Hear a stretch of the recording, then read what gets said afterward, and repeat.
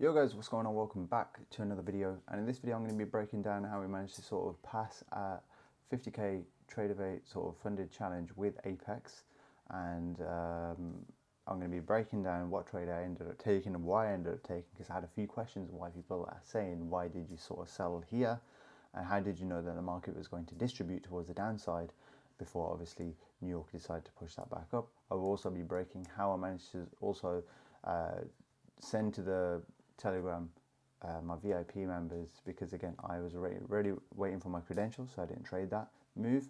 So how to sort of buy high and how to know that price was not going to manipulate back towards the downside, and how price was going to continue the move towards the upside. Okay, so without further ado, let's sort of break down this sort of setup here. But before we get started, what we must do is we must talk about what the current order flow is in the market. So if you get the replay button and we just sort of bring it back towards this level here, and we initially, I think it would be safe to sort of get rid of all of these drawings at the moment, and we can get rid of this and this at the moment. Right, okay, so if we look at current order flow, right, and this helps every day, you need to start at the market, start at the, when you open up the charts, you load up that 4-hour time frame, that daily time frame, just to confirm that what will today be doing. Yes, I can't go to the daily because it will show the future, but at the moment with this 4-hour time frame, this blue box was my was indicating to me this week on whether we are bullish or whether we are bearish. Okay, so you can see over here when price was touching this 4-hour box here, right, at this point I was looking for sells where to target this low and all these lows and potentially the previous monthly low, right? Why? Because this was showing me that the price is now below a key level, a key PD array, which you can see that was supporting price. It was supporting price, and then now price has broken back below it, so price should act as resistance here to push price back lower, which is basically what it did. So if you were selling here, obviously there was no setup for me to enter short here. However, there was a setup within the PM session which I didn't trade to sort of get this extra push towards the downside, which you'll be able to capitalize upon. However, price failed to push any lower. Why? Because on Wednesday, and this was the key thing this week, because Wednesday there was no news on that day, right? There was news on Tuesday, which is why we ended up getting this drop. I believe it was PMI, and there was also news on Thursday, which is unemployment claims, which is this drop down here that we ended up getting.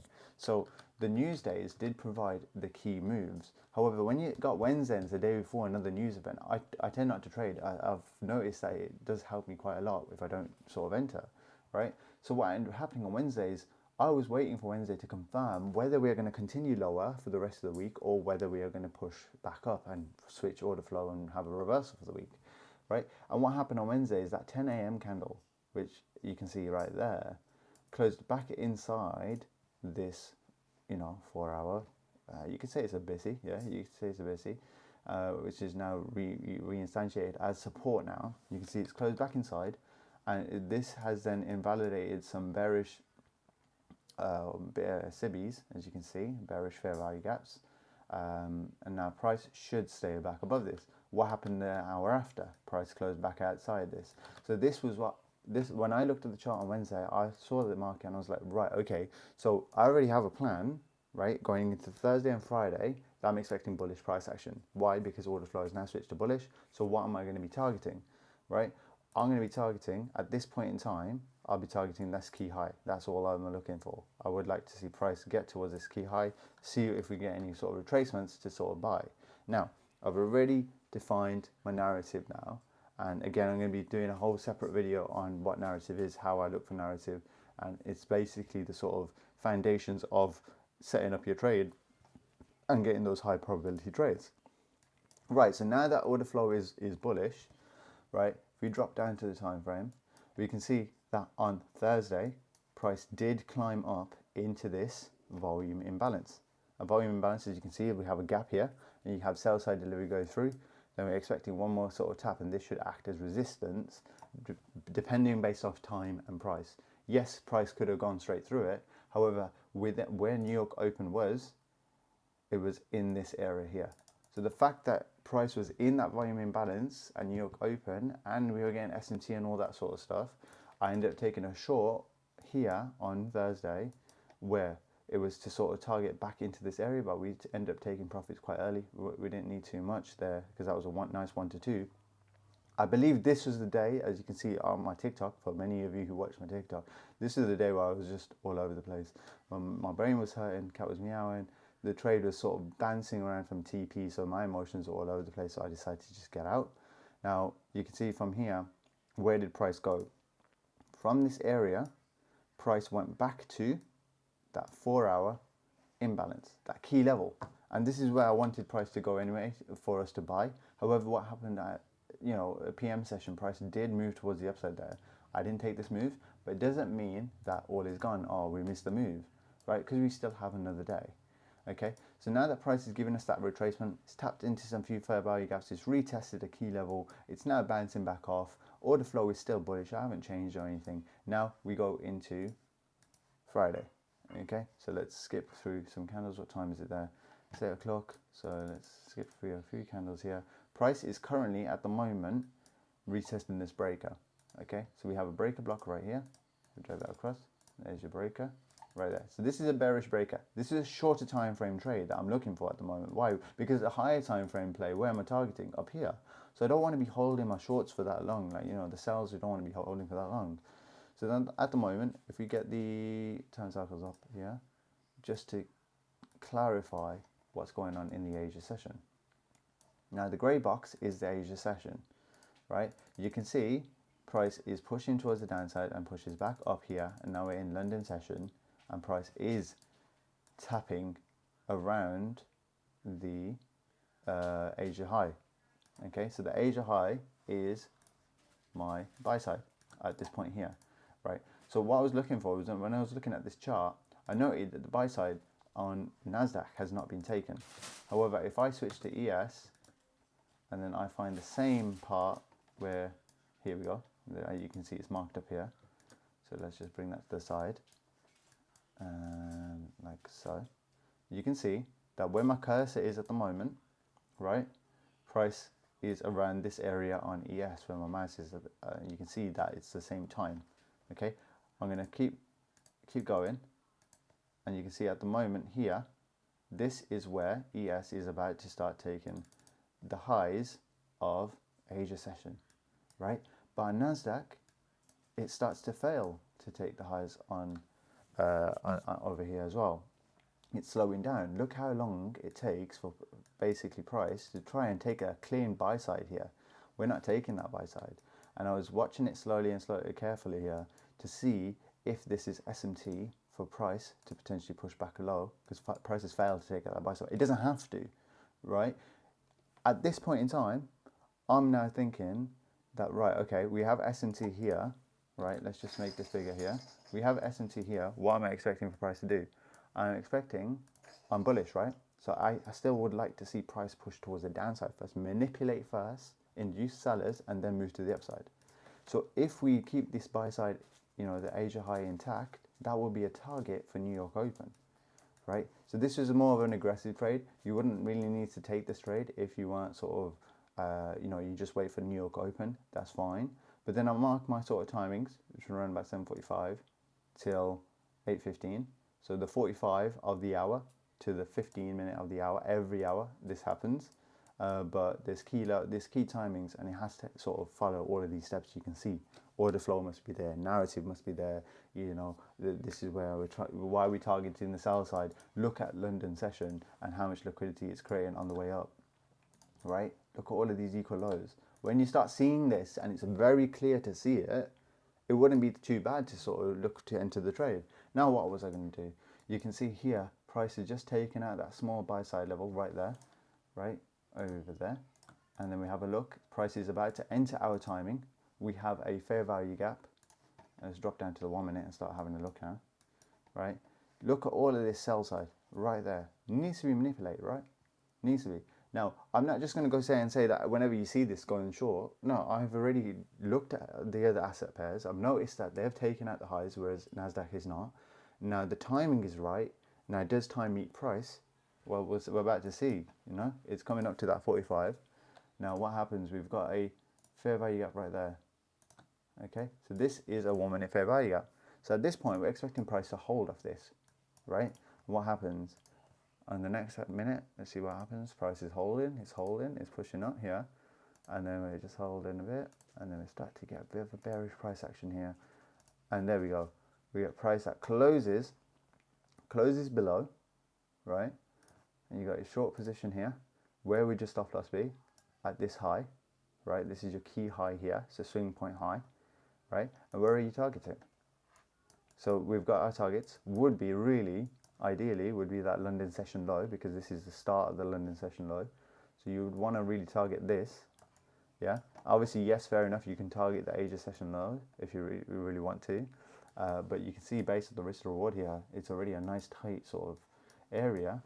Let me just see if we have SMT at this point on this high, because this is what really aids that sort of swing point high, right? You can see here that swing point high on NASDAQ took out the prior high, and so did this in a way. So at this point, I'd just keep the stop loss just above there. So this is how I sort of, adjust my stop losses and try to keep, that's still a decent stop loss. So what I'm going to do is I'm going to sell, go short here, place my stop loss above this high. I'm going to be quite aggressive with the stop loss to see what happens. And then now price is within our timing. I'm expecting for price to hold on this fair value gap, right? This is now an inverted fair value gap.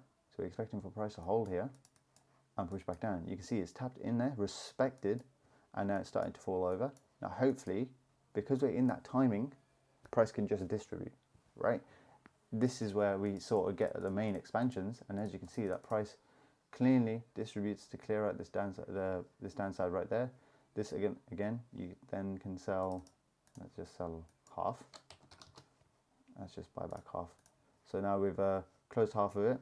Already made 5 grand. Nice, nice, nice. And then what happens? Wow. Clean distribution straight down to this low, and that's where price decided to do. Let's buy another 100. Oh dear. Ignore that. Right, there we go. So that was a clean distribution move, and this is where they say that how did you know that price would likely turn around and attack all those lows? So the answer to that point is the order flow, the original order flow is bullish, right? Now if the order flow is bullish, and let's just draw it up here, if order flow is bullish and price is climbing up before New York open, right, and leaving all of this liquidity, for example, behind, a lot of the time, now I'm not going to say this happens every time, because New York open could just push up, right, straight to the target, and then you can get a sell move back down. A lot of the time, what would happen is that price would want to manipulate those lows first, right, so you'd get a potential New York open drop, and then a fly, that full V-shape reversal, right? However, because I was watching this at the time, and I was like thinking, okay, we could get that manipulation before New York open, which is what we did. We got the manipulation before New York open. And now, because the manipulation has already happened, what am I expecting? I'm expecting for a New York open to completely basically fly as soon as it opens. So we already had the manipulation, and then we move across, and this is where New York starts opening here. As soon as it opens, what does it do? Look at that. Straight move to the upside. So now price has moved towards the upside here, and it's pushed above this breaker, right, and close above. This is now invalidated. We then continue our bullish order flow. And I've had many comments on my TikTok who are saying that, okay, how did you know? I have a few messages on my TikTok saying, how did you know that price will continue pushing higher and take out this high without sort of giving any sort of pullback? And the main, as I already answered that question, we already had the manipulation, which is what I traded, as you can see there. Now this should just be a clean distribution towards the upside. Now, how would you be able to sort of trade this move? Yes, you got that 9:45 key timing here, and you have a fair value up right there.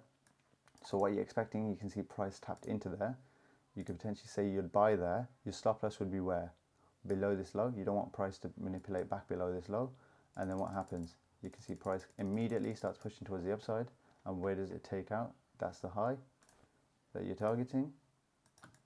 And then you can see that price just goes from internal liquidity to external liquidity, just like that. And as soon as it taps, yes, it does pull back down, and I forgot to take profits, but I believe it does go back up there. There you go. Let's take that profit right there. paper trading at its best there, boys. But pretty much that's all you have. That's all you can see. What's going on? Look, you can see that price goes from external back to internal range liquidity, moves up, consolidates. Look at this consolidation, man. It's power of three: accumulation, manipulation, distribution. Seamless, bro. Seamless. So when you see price action like this, and this is where I encourage you all to just potentially, even if you don't want to trade the market where it's tricky, if you see price action that's moving in a range like this, just know that there's going to be manipulation that's going to happen, right? And depending on when it happens and how often, how far it goes, if you get a move into the opposite direction, I wouldn't say start selling. Why? Because the order flow is bullish. So you can see what happens here is that price already manipulated and then immediately expanded. Now, you don't just hop onto the move, you confirm that, right, okay, where are my key levels? Now, for this potential move here that we were taking, you can see that I only entered based off this order block right here and this fair value gap. If there was no fair value gap and there's just an order block, yes, you potentially could take that, but I just need that fair value gap as that extra confirmation for that entry. And that's exactly why I took it, placed that stop loss there. And this is a key nugget for you all. Go look into your charts. You'll be able to see that this 1 minute, these two candles here was SMT as well.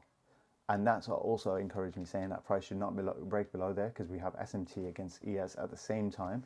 And that's what helps me, because that is my key point, especially when entering a trade, is the SMT. If there was no SMT, I wouldn't enter or let the thing go. It doesn't really matter. But these are the sort of moves that you want to focus on, because notice as soon as you enter, where does it go? It just completely distributes. There's no pullbacks. It's one of the cleanest expansion moves. You want to just trade expansions, and I'd encourage you guys to do so, because it's just very clean. You know very quickly if that trade is going to work, yes or no. And as soon as it distributes, it's gone. You can start taking partials, and then you're out of the trade. So that's pretty much it for this breakdown. I hope you enjoyed it. It's a bit of a longer one, but let me know if you really enjoy these sort of breakdowns. I'll do more of them, breaking down exactly how I entered the trade, what my mindset is at the time. And yeah, I'll start to make a few more videos. I do want to make a more serious sort of lecture series of what is order flow and how the market moves and where it sort of targets liquidity, and how that market is not bearish anymore, it's now bullish, because I've seen a lot of people over the time I've been trading that they tend to get the bias wrong, even though it's clearly pointing to bullish, but then they're saying, damn it, this market's very manipulative.